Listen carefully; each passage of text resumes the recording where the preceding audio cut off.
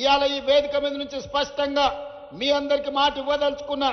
మిత్రులు నగేష్ గారికి, శంకర్ గారికి కూడా విజ్ఞప్తి చేస్తున్నా. ఆనాడు ఉమ్మడి రాష్ట్రంలో 148 మీటర్ల ఎత్తుకు అనుమతి ఇచ్చిండ్రు.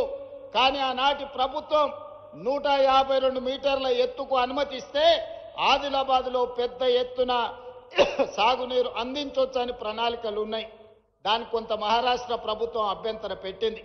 ఆ తర్వాతి కాలంలో 150 మీటర్లకు అనుమతి ఇవ్వడానికి సూత్రప్రాయంగా మహారాష్ట్ర ప్రభుత్వం ఒప్పుకున్నది. కానీ తెలంగాణ ప్రభుత్వమే ఆనాడు పెడచెవిన పెట్టింది. తుమ్మిడేటి దగ్గర ఉండాల్సిన ప్రాజెక్టు తరలిపోయి చిన్న కాళేశ్వరం, మేడిగడ్డ, అన్నారం, సుందిళ్ల పేరు మీద ఎక్కడికో కిందికి తరలిపోయింది. కరీంనగర్ జిల్లాలో నిర్మాణం జరిగింది. అదైనా మంచిగా జరిగిందా అంటే 1,00,000 కోట్లు ఈరోజు గోదావరి పాలైపోయినాయి, గోదావరిలో కొట్టుకపోయినాయి. పాపం ఊరికే పోదు అన్నట్టు ఈరోజు ఎన్ని బాధలు పడుతుర్రో సూరు. సొమ్ము వచ్చిన తర్వాత సొంత పిల్లలే కత్తులతో పొడుచుకుంటారు. ఎప్పుడైనా అక్రమ సంపాదన, అన్యాయపు సొమ్ము వస్తే కుటుంబంలో కూడా ప్రశాంతత ఉండదు.